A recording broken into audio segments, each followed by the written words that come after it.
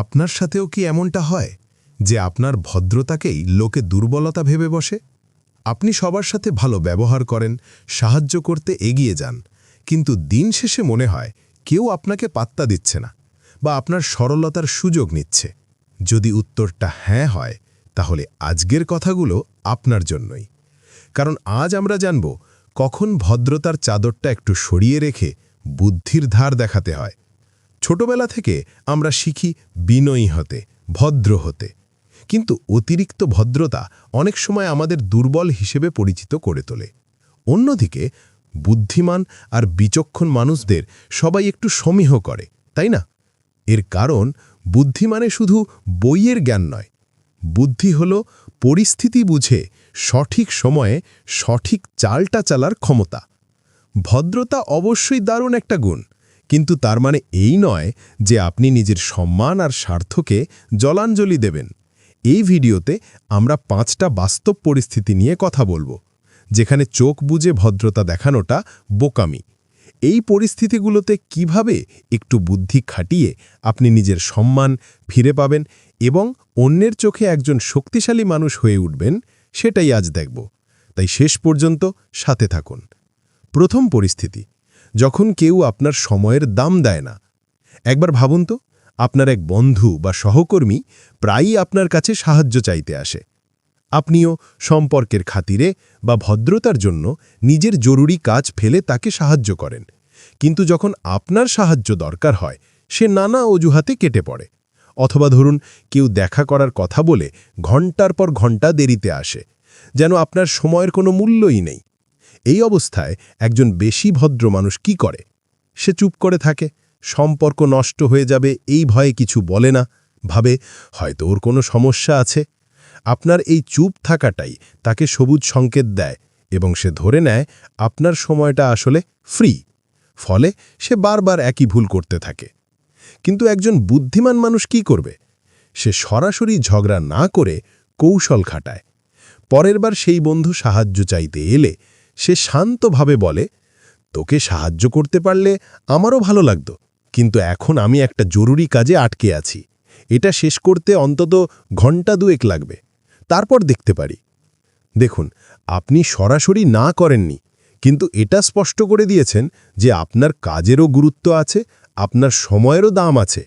একইভাবে যে বারবার দেরি করে তাকে বলতে পারেন, আমার হাতে কিন্তু ঠিক 30 মিনিট সময় আছে, তারপর আমাকে বেরোতে হবে। এটাকেই বলে বাউন্ডারি বা সীমানা তৈরি করা। মনে রাখবেন, যে আপনার সময়ের দাম দেয় না সে আসলে আপনারও দাম দেয় না। তাই এক্ষেত্রে ভদ্রতার চেয়ে বুদ্ধি দিয়ে নিজের সীমানা রক্ষা করা বেশি জরুরি। দ্বিতীয় পরিস্থিতি, যখন আপনাকে অন্যায়ভাবে কোনো কাজের চাপ দেওয়া হয়। অফিসে বা পরিবারে এই অভিজ্ঞতা আমাদের অনেকেরই আছে। বস হয়তো আপনার দায়িত্বের বাইরেও নতুন কাজ চাপিয়ে দিচ্ছেন, যেটা আসলে অন্য কারো করার কথা। অথবা কোনো আত্মীয় এমন একটা আবদার করল যা আপনার নীতির বিরুদ্ধে। এই অবস্থায় একজন ভালো মানুষ চাপের মুখে না বলতে পারে না। ভাবে, না বললে সম্পর্ক খারাপ হবে, বস রেগে যাবেন বা লোকে স্বার্থপর বলবে। এই ভয়ে সে নিজের ইচ্ছার বিরুদ্ধে কাজটা করতে রাজি হয়ে যায়। আর ফলাফল, মানসিক চাপ, নিজের কাজের ক্ষতি আর আত্মসম্মানে আঘাত। আপনি একবার অন্যায় আবদার মেনে নিলে লোকে আপনাকে সহজ টার্গেট বানিয়ে ফেলে। কিন্তু একজন বুদ্ধিমান মানুষ পরিস্থিতিটা অন্যভাবে সামলায়। সে ভদ্রভাবে কিন্তু দৃঢ়তার সাথে নিজের অবস্থান জানায়। ধরা যাক, বস আপনাকে বাড়তি কাজ দিলেন। আপনি বলতে পারেন, স্যার, কাজটা আমি করতে আগ্রহী, কিন্তু আমার হাতে এখন প্রজেক্ট ক আর খ আছে, যেগুলোর ডেডলাইন কালকে। এখন নতুন কাজটা ধরলে আগেরগুলোর কোয়ালিটি খারাপ হতে পারে। আপনি যদি একটু প্রায়োরিটি ঠিক করে দেন তাহলে আমার সুবিধা হয়। কোনটা আগে করব স্যার? এই উত্তরে আপনি কাজটা ফিরিয়ে দেননি, বরং বুদ্ধির সাথে সিদ্ধান্তের ভার বসের কাঁধেই তুলে দিয়েছেন। আপনি বুঝিয়ে দিলেন যে আপনি দায়িত্বশীল, কিন্তু আপনার ক্ষমতারও একটা সীমা আছে। একইভাবে আত্মীয় বা বন্ধুদের ক্ষেত্রেও আপনার অসুবিধার কথাটা যুক্তি দিয়ে কিন্তু শান্তভাবে বলুন। দৃঢ়ভাবে না বলতে পারা দুর্বলতা নয়, এটা আত্মসম্মান আর বুদ্ধির লক্ষণ। ভদ্রতা মানে অন্যের সব অন্যায় দাবি মেনে নেওয়া নয়। তৃতীয় পরিস্থিতি, আর্থিক লেনদেনের সময়। টাকা পয়সার সম্পর্ক বড় অদ্ভুত। সামান্য এদিক ওদিক হলেই বছরের সম্পর্ক নষ্ট হয়ে যায়। প্রায়ই দেখা যায় বন্ধু বা আত্মীয়স্বজন ধার চাইলে আমরা লজ্জায় পড়ে বা ভদ্রতার খাতিরে দিয়ে দিই, যদিও হয়তো তখন আমাদের নিজেদেরই টানাটানি। আবার কিছু লোকের অভ্যাসই হল ধার নিয়ে ভুলে যাওয়া। এই পরিস্থিতিতে একজন অতিভদ্র মানুষ টাকা ফেরত চাইতে লজ্জা পায়, ভাবে চাইতে কেমন লাগে, ও তো আমার বন্ধু। এই সংকোচের সুযোগটাই অন্য পক্ষ নেয়। মাস ঘুরে বছর যায়, কিন্তু টাকা আর ফেরে না। ফলে শুধু আর্থিক ক্ষতি নয়, মানসিক যন্ত্রণাও হয়। এখানেই বুদ্ধিমান হতে হবে। একজন বুদ্ধিমান মানুষ লেনদেনের শুরুতেই সতর্ক থাকে। কেউ ধার চাইলে আগে নিজের অবস্থা বিবেচনা করুন। যদি ধার দেন, তাহলে শুরুতেই দুটো জিনিস পরিষ্কার করে নিন: কবে এবং কিভাবে টাকাটা ফেরত পাওয়া যাবে। এতে কোনো লজ্জা নেই। আপনি সহজভাবে বলতে পারেন, অবশ্যই সাহায্য করব, কিন্তু আমারও নিজের সামনের মাসের 15 তারিখে টাকাটা লাগবে। তুই কি তার আগে দিতে পারবি? এর মাধ্যমে আপনি একটা ডেডলাইন ঠিক করে দিলেন। আর যদি টাকা ফেরত চাইতে হয়, তাহলেও ঝগড়ার দরকার নেই, কৌশলে মনে করিয়ে দিন। যেমন বলতে পারেন, দোস্ত, আমার হঠাৎ কিছু টাকার দরকার পড়েছে।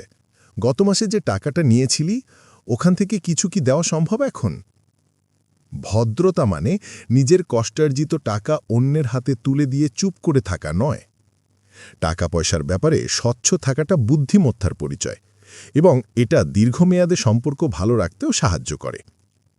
আমাদের কথাগুলো যদি আপনার জীবনের সাথে একটুও মিলে যায়, তাহলে ভিডিওতে একটি লাইক দিন। আর যদি এমন বাস্তবসম্মত আলোচনা আরও শুনতে চান, তাহলে চ্যানেলটি সাবস্ক্রাইব করে আমাদের বন্ধু হয়ে যান। আপনার একটা সাবস্ক্রিপশন আমাদের নতুন ভিডিও বানাতে অনেক উৎসাহ দেয়। চতুর্থ পরিস্থিতি, যখন আলোচনায় আপনার মতামতকে পাত্তা দেওয়া হয় না। মিটিংয়ে আপনি হয়তো দারুণ একটা আইডিয়া দিলেন, কিন্তু কেউ শুনল না। একটু পর অন্য একজন ঠিক আপনার কথাটাই একটু ঘুরিয়ে বলল, আর সবাই তার প্রশংসায় ফেটে পড়ল। আপনার সাথে কি এমন হয়েছে কখনো? এটা খুবই হতাশাজনক একটা অনুভূতি। এই অবস্থায় একজন ভদ্র বা আত্মবিশ্বাসী নয় এমন মানুষ চুপ করে যায়। সে নিজেকে দোষ দিতে শুরু করে, হয়তো আমার বলার মধ্যেই ভুল ছিল। এর ফলে তার আত্মবিশ্বাস একদম কমে যায় এবং ভবিষ্যতে সে আর মুখ খুলতে সাহস পায় না। কিন্তু একজন বুদ্ধিমান ব্যক্তি তার প্রাপ্য স্বীকৃতি আদায় করে নিতে জানেন। কিভাবে? প্রথমত, তিনি তার মতামত দৃঢ়ভাবে এবং পরিষ্কারভাবে বলেন। কথা বলার সময় চোখে চোখ রাখা, শান্ত কিন্তু বলিষ্ঠ কণ্ঠস্বর ব্যবহার করা খুব জরুরি। দ্বিতীয়ত, যদি তার কথা কেউ না শুনে বা অন্য কেউ সেই ক্রেডিট নিয়ে নেয়, তিনি চুপ না থেকে বুদ্ধির সাথে হস্তক্ষেপ করেন। তিনি বলতে পারেন, ধন্যবাদ রাহুল, তুমি পয়েন্টটাকে দারুণভাবে গুছিয়ে বলেছ। ডেটা অ্যানালিসিসের কথা বলে আমি ঠিক এটাই বোঝাতে চেয়েছিলাম। এখন এর সাথে তোমার মার্কেটিং স্ট্র্যাটেজিটা যোগ করা গেলে তো সোনাই সোহাগা হবে। দেখুন, একটা বাক্যেই আপনি কয়েকটা কাজ করলেন। 1.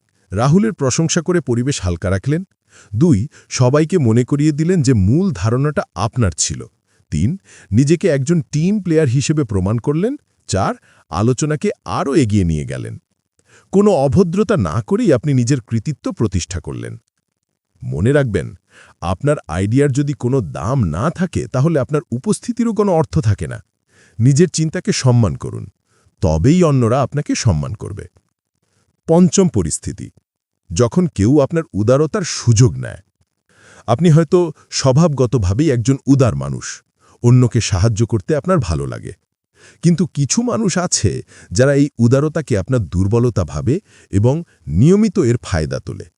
তারা জানে আপনি না করতে পারবেন না, তাই তারা বারবার আপনার কাছেই আসে। যেমন কোনো প্রতিবেশী হয়তো প্রায়ই আপনার গাড়িটা ব্যক্তিগত কাজে নিয়ে যায়, কিন্তু তেল ভরার কথা তার মনেই থাকে না। অথবা কোনো বন্ধু আপনাকে দিয়ে নিজের ব্যক্তিগত কাজ করিয়ে নেয়, কারণ সে জানে আপনি মুখ ফুটে কিছু বলবেন না। এই অবস্থায় একজন অতিরিক্ত ভদ্র মানুষ শোষিত হতে থাকেন। তিনি সম্পর্ক বাঁচানোর নামে নিজের সময়, শক্তি আর সম্পদের অপচয় করেন। মনে মনে বিরক্ত হলেও মুখে কিছু বলতে পারেন না। এই নীরবতা শোষককে আরও উৎসাহিত করে। একজন বুদ্ধিমান মানুষ উদার, কিন্তু বোকা নন। তিনি জানেন কোথায় লাইন টানতে হয়। গাড়ির উদাহরণে ফেরা যাক। পরের বার প্রতিবেশী গাড়ি চাইলে বুদ্ধিমান ব্যক্তি হাসি মুখে বলতে পারেন, হ্যাঁ হ্যাঁ, নিয়ে যান, শুধু যাওয়ার আগে যদি একটু তেল ভরে দেন তাহলে খুব ভালো হয়, কারণ কাল সকালে আমার একটা লম্বা পথে যেতে হবে। কথাটা অভদ্র শোনালো না, কিন্তু বার্তাটা ঠিক জায়গায় পৌঁছে গেল।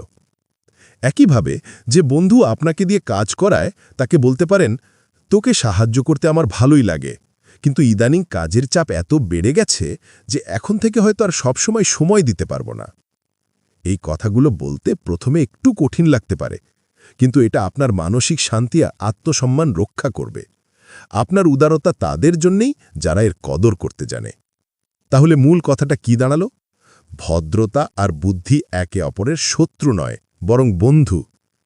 আসল স্মার্টনেস হল পরিস্থিতি বুঝে সঠিক সিদ্ধান্ত নেওয়া। ভদ্রতা মানে দুর্বলতা নয়, ঠিক তেমনি বুদ্ধিমান হওয়া মানে অভদ্র বা স্বার্থপর হওয়া নয়। এর আসল অর্থ হল নিজের সম্মান, সময় এবং শক্তিকে মূল্য দেওয়া। আমরা যে 5টি পরিস্থিতির কথা বললাম, সেগুলোতে অন্ধ ভদ্রতা আপনাকে কেবল পিছিয়েই দেবে, কিন্তু একটু বুদ্ধি আর কৌশল প্রয়োগ করলেই আপনি সবার চোখে শ্রদ্ধার পাত্র হয়ে উঠবেন। ভদ্র থাকুন, কিন্তু নিজের অধিকার নিয়ে সচেতন হন। নরম থাকুন, কিন্তু প্রয়োজনে দৃঢ় হতে শিখুন। মনে রাখবেন, যে নিজের মূল্য বোঝে না, পৃথিবীও তাকে মূল্য দেয় না। আপনার জীবনে কি এমন কোনো ঘটনা ঘটেছে যেখানে আপনাকে ভদ্রতার খোলস ছেড়ে বুদ্ধি দিয়ে পরিস্থিতি সামলাতে হয়েছে? আপনার অভিজ্ঞতা আমাদের সাথে কমেন্ট সেকশনে শেয়ার করুন। আপনার গল্প হয়তো অন্য কারো অনুপ্রেরণা হবে। ভিডিওটি ভালো লাগলে লাইক ও শেয়ার করতে ভুলবেন না। ধন্যবাদ।